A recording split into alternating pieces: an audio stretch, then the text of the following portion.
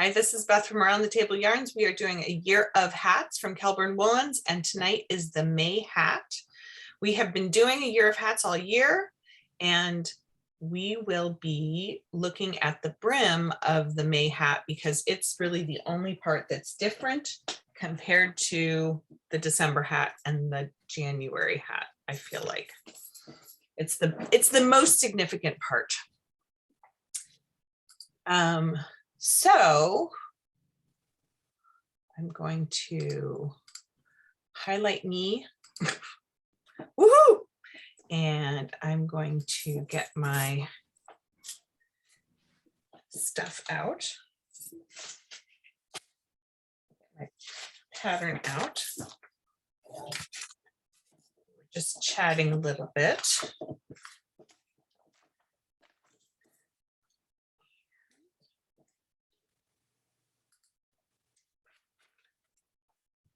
Go. All right. And I'm going to take this out of its. Don't get dizzy. I'm going to take this out of its paper. I've been keeping this up here because I like a light background sometimes on my Instagram, but my cat likes to sleep on it. So it's like completely covered with cat hair. So this is the May hat. And as you can see, it is a similar pattern to the December and the January hat. You can get those for comparison purposes. So for those of you who are only following along at home, the May hat and the January hat have slightly different cabling, and January had some bobbling. But here's the January hat. The January hat had a plain old cast on, as I recall. I think it's sort of interesting that these are all, and they were all in different shades of blue. I think the December hat, we had a tubular cast on, followed by 2x2 ribbing. And then it went into this sort of meandering cabling. And so when we started this, we were looking at how to do a tubular cast on, and then how to do this traveling rib. And then when we did the January hat, oh, did we do these in order? I feel like we did them in order. We did a regular cast on, a regular long tail cast on, but then it's an irregular ribbing, and it goes straight into this bobble and cable. And the cables, the beginning of the round was right before this knit 2. And so once you do the first cable, the beginning of the round moves to the right, and then it moves back to the left. And then this is the beginning of all the decreases. So the May hat, for the most part, stays inside, it colors inside of the line. So there's not that much traveling cabling going on. What's really different about this hat compared to the other two is that this is a doubled folded brim, and the doubled folded brim is knitted together at the back.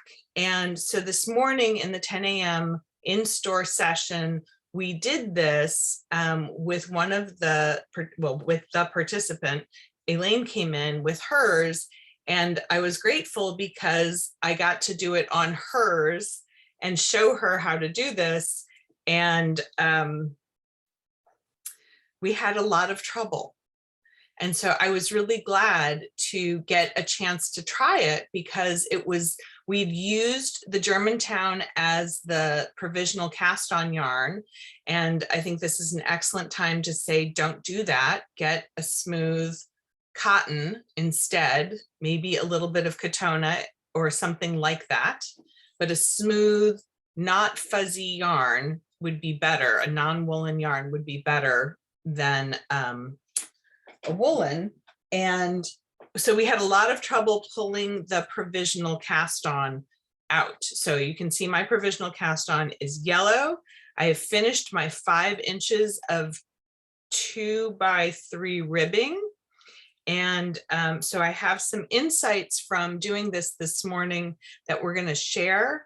And then hopefully it won't be too long a video. I'm not going to talk about the the chart and the cables except for just a couple of comments. So this was done on a size 5 circular needle. From the beginning, I cast on 96 stitches provisionally, and the provisional cast on is where you hold your knitting needle next to your crochet hook. And I can show you that just as a little whet your appetite for fun things. So here's another 16-inch needle. I don't think it's the right size, but I'm just demonstrating. So to do the provisional cast on, you make a slip knot and put it onto your crochet hook. And you hold it. I hold it to the right of my knitting needle like that. And I wrap the working yarn around my knitting needle and bring it through the crochet hook. And then you do wrap it again and you bring it through the stitch on the crochet hook. So as you can see, I'm making a series of crocheted stitches around my knitting needle. And I find it a little fiddly for the first 15 or so stitches, but by the time I get to the 80s, I'm going much smoother. But I tend to miss it a little bit. Okay, so that's how you get the provisional cast on. And so you cast on 1 for every stitch. So unlike where you chain and you knit into the bumps on the back of the chain, you don't have to do any extra stitches. And then when you're done, I just leave a big loop. And that's how I can tell where the beginning of my cast on was. And then you can just knit into these stitches. They're like regular stitches. And when you want to take them out, you just are supposed to be able to unzip them. Like so. So I don't know if I'm doing it wrong or not, but when we went to unzip Elaine's today, we had some trouble. So I'm going to grab my circular needle to hold my stitches on. And here is my end. And we don't know if it was me or Elaine. I'm going to turn it around so I can catch the stitches and get my working yarn out of the way. But the first step in all of this is to catch these live stitches and put them back on the needle. So here's my first stitch. And so as you can see, it's caught right there. It's wrapped twice around this stitch. And that's what happened this morning. And I think the reason for that is that I knitted and purled into my beginning round. So you knit 2 and then you purl 1. And I think that because of that, instead of just being smooth and just letting me unzip, it gets hung up on these purl stitches. So even though mine is unzipping, it's only unzipping 1 stitch at a time, or 1 stitch, and then it gets hung up on the other 2. So what we ended up doing this morning was cutting in between and catching these stitches. So it's coming through this stitch. So I'm going to put my needle in there and it's wrapped around that stitch. And then this stitch just unzipped like normal. And I'm going to catch that one. So there are some that catch completely fine or unzip completely fine. And then there are some that don't unzip at all. So it's like each one of the 3 stitches in your little group is affected. Let me get that without a split. Also, we found that the stitches were not, they didn't look like normal stitches when we pulled them out. And what they look like is the bottom of your normal knit and purl stitches. So I just want to draw a little picture of that. If you're doing knitting and you've got, that's a knit stitch, and that's another knit stitch, and that's another knit stitch, and that's another knit stitch. So these come through, and then the next row, the same thing happens. And it comes through.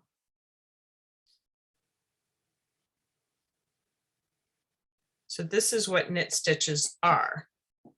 They're loops drawn through the first loops.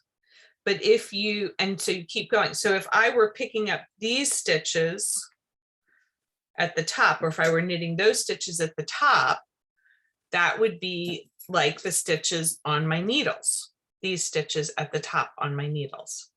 But if you look at the bottom, the stitches are here at the bottom.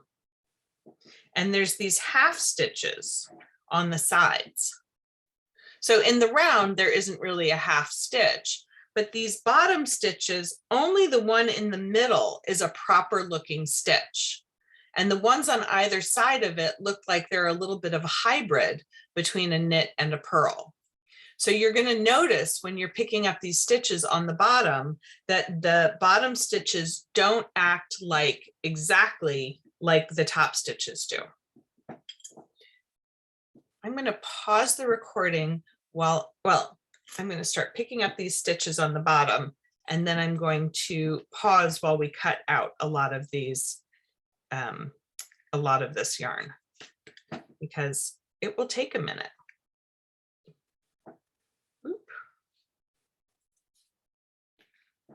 So as you can see, I'm having to pull my unzipped strands. And then here's one of these funny, so this stitch looks like a normal stitch. The stitch on my needle, is that better if it's brighter? This looks like a normal stitch, but the one next to it doesn't.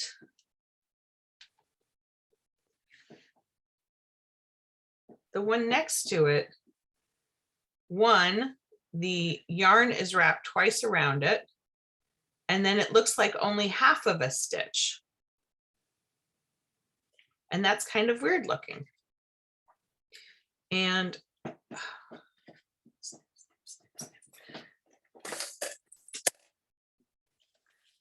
little scissors. Be careful doing this, but there was the stitch that's the half a stitch, and here's the next sort of half of a stitch, and then here's a proper looking stitch. And again, I think that's because it was knit and purled. But you can see how these aren't unzipping because they're wrapped around, they're like wrapped through and around the stitches on my needle. So I need to pick up all of these. I need to undo the unzip the yellow and pick up 96 of the orange. It's going to take me about 10 or 15 minutes. And so we're not going to video that whole thing. But when I'm done, all of these stitches starting at the beginning, so in line with the top of the hat, all of those stitches will be picked up. So hold please. So we're working on picking out our provisional cast on, but we're reading the directions, and I just want to identify that there might be something missing in the written directions. And if you have not started your provisional cast on yet, hold and consider, because it says using a smaller needle, crochet hook, and waste yarn, provisionally cast on 96 stitches, which is what I just showed you. Yeah. And then join for working in the round, being careful not to twist stitches. And the very next instruction is brim, work in knit 2, purl 1 ribbing for 5 inches. It does not tell you to change to your main color or when you should change to your main color. And I would argue that you could do 1 row of plain knitting in your main color before you start the ribbing, because for some reason mine is all twisted up. Well, they also want, when you fold it over, they want you to knit 2 and purl 1 together. They So want you to knit 2 together and then knit 2 together and then purl 2 together. Yeah, so you do Yes. it in pattern. Yes, Yeah. we haven't gotten to that part yet. I Where's- just cast on. Oh, okay. So that's what I'm saying is that this cast on, if you've done the provisional cast on, it's not so easy to get the yarn out. I'm kind of struggling to get the yarn out, and I have my little bitty scissors to cut the waste yarn out, which I don't usually do. Usually I can reuse my waste yarn. Well, I've I'm a gotten little it salty. stuck. Huh? I got it stuck all the time, and I got out my reference books and Okay. looked at provisional cast on. I still go back to books, you know. Yes, I do too. And what did you learn in your reference book? Well, they said that you can crochet a chain Mhm. and knit into the bump of The back bump. back of the bump. I could demonstrate that for those of you who would like to see that. Last time I did this, I knitted into the loops, and I had to snip and pick every stitch. Yes. Okay, so let me demonstrate what that looks like. That's a different kind of a cast on. I hope it works. So is that what you did this time? Yes. Okay. And it looks nice. I have a really nice chain along the edge. So I that unravel. that looks like this. You chain 1, 2, 3, and you're supposed to chain 1 for every stitch and then maybe a couple of extra. Yeah. That's the sticky part of this method, because it's just a chain of yarn.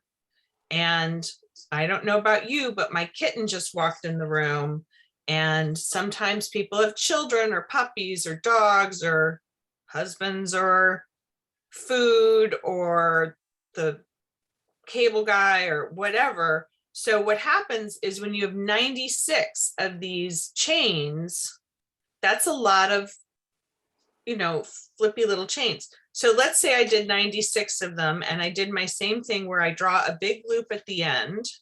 Mm-hmm. What you want to do is leave this so that you can pull it out later. So I'm just making a little bit of a knot on this side. I'm leaving it kind of loose. And so you see how that looks like a flat braid. Mm-hmm. To do the provisional cast on, you're going to flip that flat braid over, and it looks like there's these series of dorsal fins, like it's a porpoise. Yeah. And that's what you're going to knit into. So you have to have one of those for every stitch that you need. So a lot of times when people do this, they do more than 96. They chain more than 96. Yeah, I chained about 110 or something. Okay, so that's exactly. So hang on, I'm getting another color. So much yarn. Let's see if we can see it with this one. Okay, so what I'm going to do then to just demonstrate this provisional cast on is I'm going to go in there, and I'm going to wrap around my needle and pull it through. And then I'm going to go in the next stitch, so the next bump. And with the working yarn, I'm going to wrap around my needle and pull it through. Yeah. Go into the next bump, wrap around the needle and pull it through. Mm-hmm. And you continue doing that until you have 96 of them. So, this is kind of like a long tail cast on. You have to make sure you have those 96 before you get started, which means you have to count the chains. So you can see there's the flat braid part, and here are the bumps on the back. And sometimes as you're working this stitch can kind of distort the stitches on the other side. So you have to just really learn which is the bump. The bump is the one that comes up and through the next stitch. If you make the chain loose enough, it's easier to get in. That's a good piece of You yarn. don't, yeah, you don't want to do a really tight chain. So then, and this, so it's nice and loose at my end. And you're going to do that all the way till you have the correct number of stitches, and then you can join in the round. And I believe you could start knitting or purling right away, but I can't quite figure out why I can't unzip the chain that I made, because it's not like I wrapped it twice around or anything. It's just, it's being a little ornery. Did you start pulling on the wrong end? No, I pulled from the loose end because I leave a big loop. Yeah, okay. So it should come from the correct end. So let's say that's my 96 stitch. When you examine it, you can see the flat braid on the one side, and then it looks like this on the other side. And then undo my little knot here. So this is my unzipping. So it should unzip. It should, and this is why smooth mercerized cotton Yep. would be better. Because you don't want to do this into your beginning. I've seen some people use like a flat ribbon, like a skinny flat ribbon. Oh, to crochet into? Yeah. What a good idea. Yeah. I don't have a skinny flat ribbon. I can never find it when I need it. Yeah.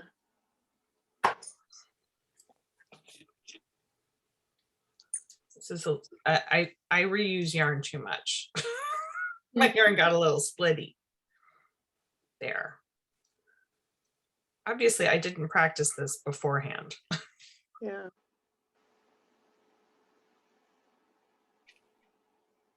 So provisional cast-ons are sometimes kind of a pain in the ass.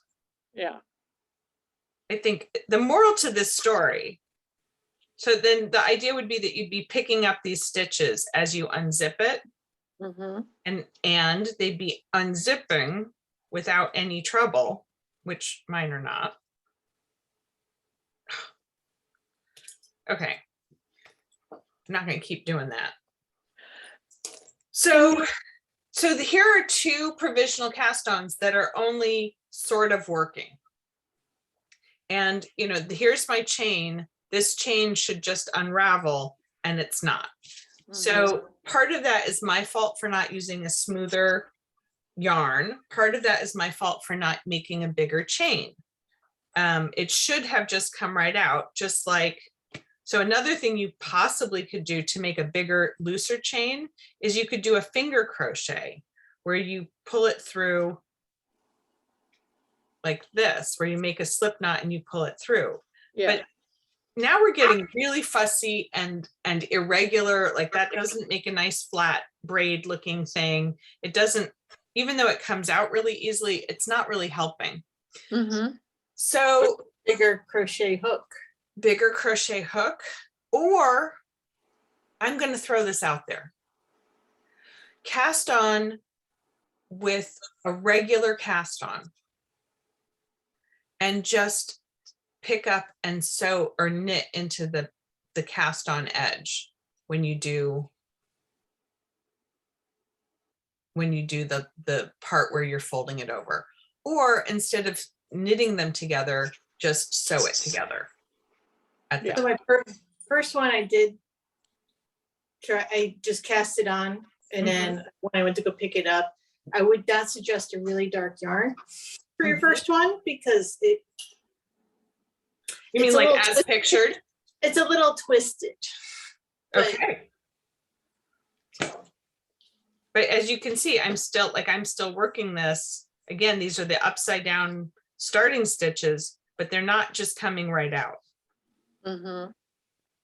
They're wrapped around, weirdly wrapped around. Well, how about taking a skinny needle and picking up all the stitches and then snipping out the provisional yarn? Yeah, I mean, it's kind of the same thing that I'm. Yeah. So you don't have to fuss so much. Yeah. I mean, it helps a little bit to have that yarn right there to kind of make the stitch bigger. Yeah. And then I kind of cut it out. Mm-hmm. Yeah, it's a bit of a pain, but it gives such a nice brim to the hat. It does give a nice, so it's worth it because it gives a nice brim or edging. Yeah. But it's not worth it if it's a pain in your patoot. Yeah. So I'm going to now, because it's going to take me a while to do this, I'm going to try something I've never done before.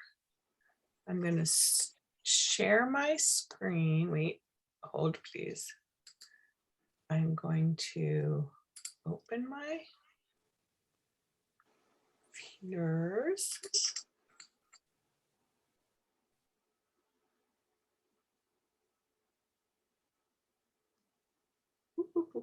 Recent. Hello. And yep, I have the video. I'm going to click on my video and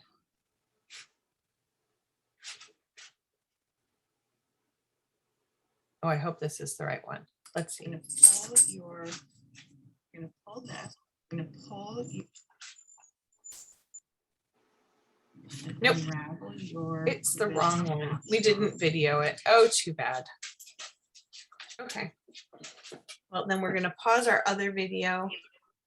Okay, so with the trouble that we were having, I decided that I would pick up the stitches first. This was Elfrida's suggestion, and then pull out the yarn as I'm able to. So here I'm just unzipping. All those stitches are actually on the needle underneath. So this makes it much faster to unzip. So this brings the provisional cast on back into the running because it's not so hard to do this part. And it wasn't so hard to pick up the stitches.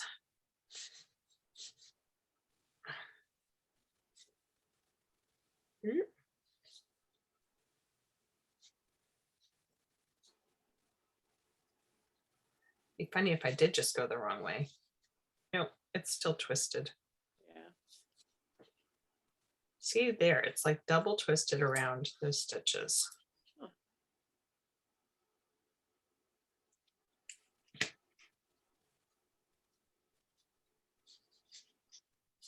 There's double.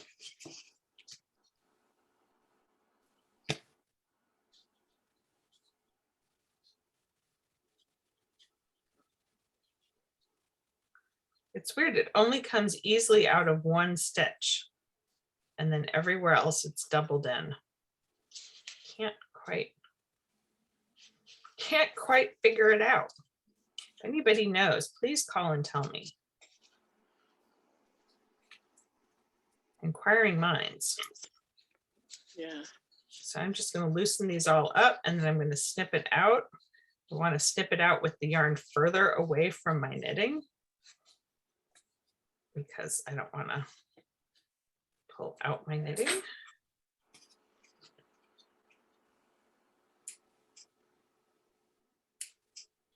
Whoop, lost it.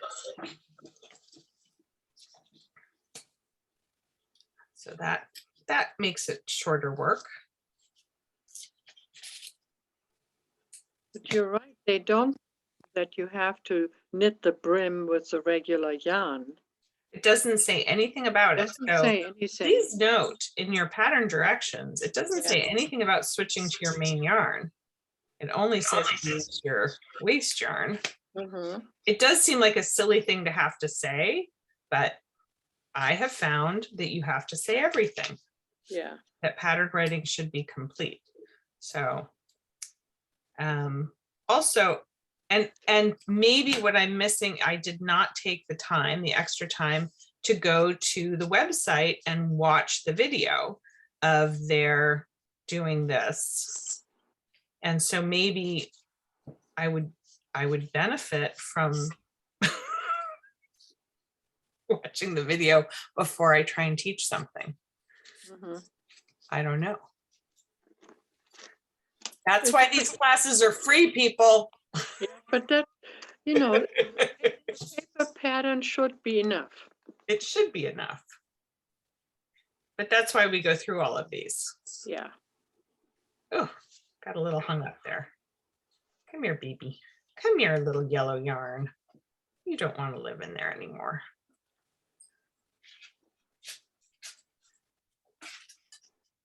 Okay, so now I have all of my stitches. The pickup stitches or the provisional cast on stitches in the tail are there. And my working yarn and stitches are up here. So I want to turn, so this is the nitty gritty. I want to turn the project so I'm looking at the right side of the fabric. I'm going to move some of this stuff out of my way because it's a little messy. We are going to stay on the smaller needle, the size 5 needle for this part. So just keep in mind that you want to stay, you don't have to change needles yet. I'm moving the yarn behind because oh, I have a little, I was like, what's that? There's a hole. I had a little break in my yarn. Okay, so what I'm going to do is I'm going to take these needles and I'm going to put the points on the inside and grab them so they don't get stuck. And I'm going to fold them up to make a doubled brim. Okay. Mm-hmm. So I caught those needles from the inside and I should count now and see if I have 96 stitches. I want to take this end and I want to tuck it inside because it's my cast on beginning. And I want to just sort of tuck it inside so that it's in there. And here's another, oh, so here's where I joined. So I could weave these ends together or I could tie a nice bow right here because it's going to be inside of my brim. It's not really going to be able to come undone.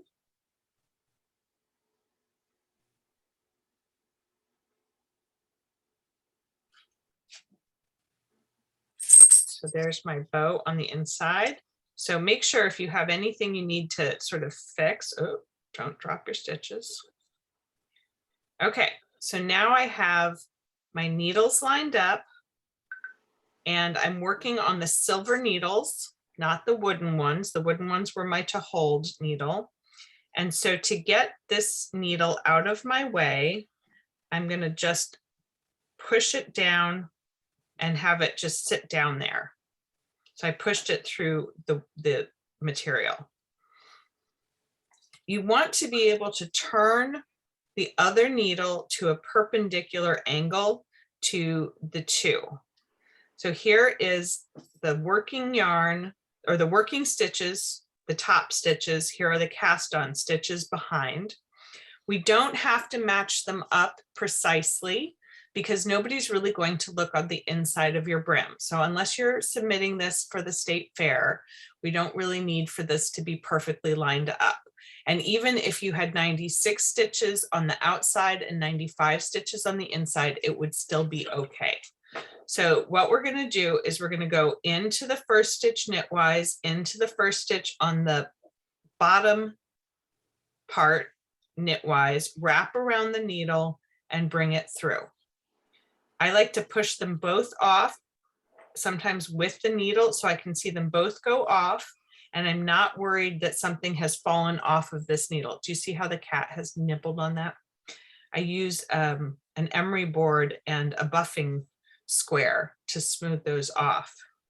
So then I just do it again. I knit through both stitches. This is kind of like the 3 needle bind off, except I'm not going to bind off. I'm going to keep going. My next stitch is a purl. So I bring the yarn forward and this time I go through the back needle stitch first and then the front needle. And then I go through those stitches purlwise and pull them both off. Then I move the yarn and I knit.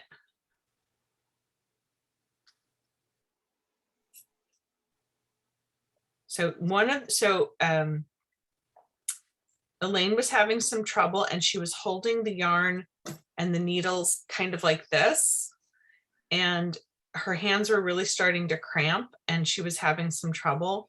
And I would like to say that I find it easier if you hold the needles more at an angle, more crossed, more perpendicularly, if that's possible for you. And the other thing is I would use your other hand, whether you're a left-handed knitter, a right-handed knitter, or a thrower or a picker, whichever hand you have free, I would try to use to keep these 2 stitches that you're working into from falling off of the needle before it is their turn. So you want to be just a little bit careful about these stitches. So again, I'm going in perpendicularly knitwise into those 2 stitches, wrapping around and coming. I should have a camera on Elfrida who could do this continental and then we could have a real learning experience. Okay. So that was my purl. And you're just going to continue doing that for all 96 stitches. And you will not be casting off because you're not done. This isn't the end. This is just the finish of the brim. And then you bring it forward to purl. So the purl looks just the same as a purl would, except that you're doing 2.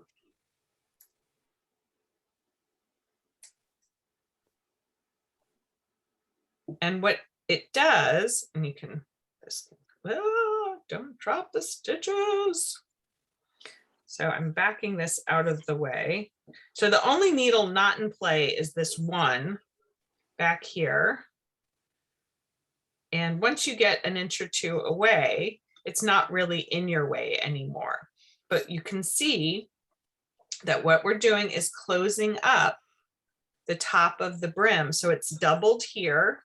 It feels really cushiony and pillowy, and it's 2.5 inches long because this was a 5-inch piece of knitting that we folded in half. And so it's this really cushy, pillowy, warm, double thick brim for this hat. And I think that makes it a really nice addition to our toolbox for how to make a hat. Any questions about this part? I have a dumb question. Okay. Since it continues in a pattern, Mhm. this, why do we have to do 2 knit? Can we just knit the whole thing? No. You cannot. Why not? Thank you for asking that. That's a great question. Let me get the pattern and I'll show you why. So, we talked about the stitch pattern here on the chart. Each of the ribs of the cable is separated by the purl stitch. So the ribs of the hat, of the ribs of the brim, continue into the hat. So you've got knit 2, purl 1, knit 2, purl 1, knit 2, purl 1, knit 2, purl 1, knit 2, purl 1, knit 2, purl 1. And that's yeah, I see. There are 4 repeats around of this chart around the 96 stitches. So this is a quarter of the 96 stitches. And unlike the other one where the beginning stitch of the cable kept moving to the right and then moving to the left, so it was moving this way and then that way. And so the beginning of the round here is immediately at the beginning of the row that you see, but it is around. And so in the first round, you will just be doing the knit 2, purl 1. In the second round, you'll be doing knit 2, purl 1, knit 2, make 1 left, and then continuing for a few, and then making another one left. So in each quarter, you'll make 2 stitches. So 8 stitches are created total. And then you do that again in 2 more rows, the first cabled row. So you'll be increasing by 16 stitches from the 96 up to 112. No, 22? 4, No, 112.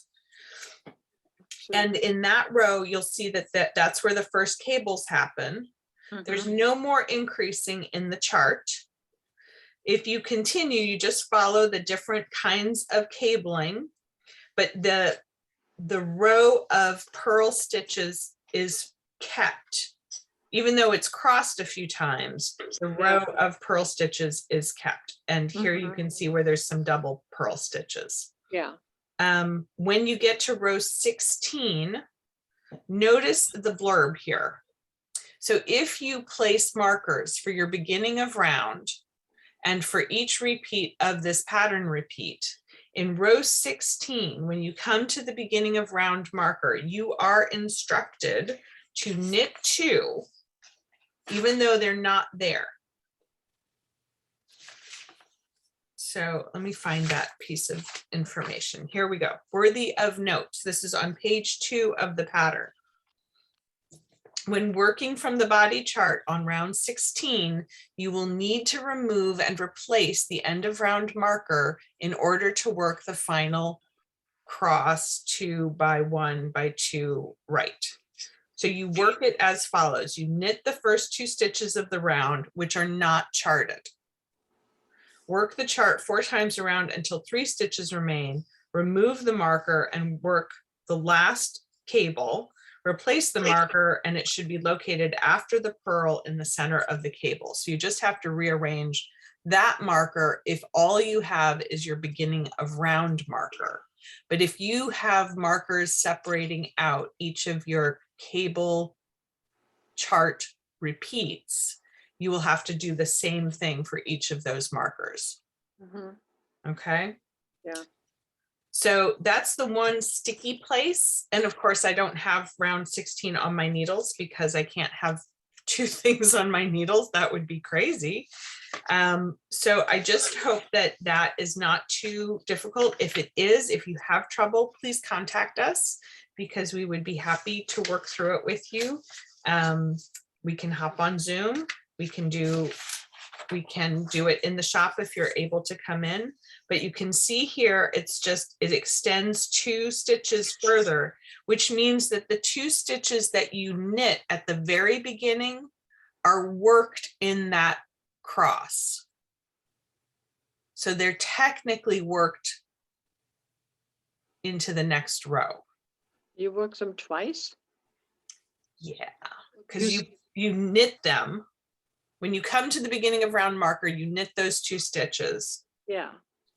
And then you work the round, then you work the Yeah. pattern. Yeah. And then when you get to the end of the row, and when you get to the end of it, they become these 2 stitches here. you just move them over. Okay, yeah. So they're just getting moved. So even though it looks a little bit confusing, all of the same stitches are here. It's just that this particular cross is happening there. And the only other way they could have done that is to have shown 2 repeats of the chart. Yeah.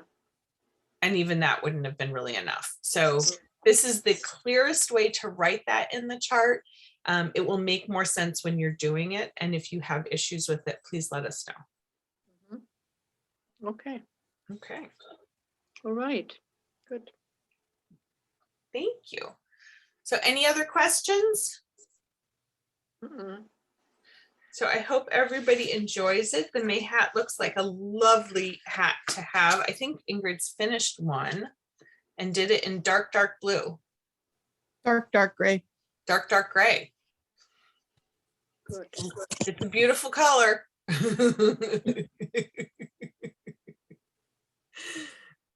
I'm doing everything in light colors because I want it to show up on the video. Yeah. I'm doing it in very dark red. Oh, that'll be pretty. So. Okay, well, I hope you all have a wonderful week. Next week is knit block of the month. For those of you keeping score at home, knit block of the month is supposed to be followed by sock club, Mhm.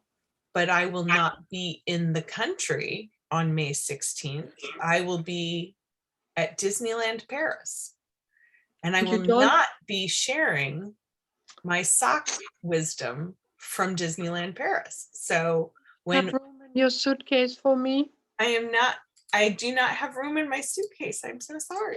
Oh. So on May 16th, Pam will be teaching the crochet block of the month. And on May 23rd, when I'm back and just a little jet lagged, I will be teaching the first cast on of the to the moon and back socks. So sock club is delayed to the end of the month. Yeah. Have Yep. a wonderful week, but I don't leave for another week and a half. So if you have any questions, if you get to row Yeah. 16, Mm-hmm. Well, do tell. okay. Elaine promised me she would come back in the shop when she got to row 16. So I hope I see all of you. Okay. Yeah. Luckily, you only do it once. It's not too bad. Yeah, Yeah. it's not a big deal. Mm-mm. So have a great week. Enjoy the You pretty too. weather. I think it's Yeah. supposed to rain tomorrow though, so enjoy today's Oh. pretty weather. We will. See you. Thank you. All right. You're Thank welcome. you. Good Thank night. you. Bye. Good night.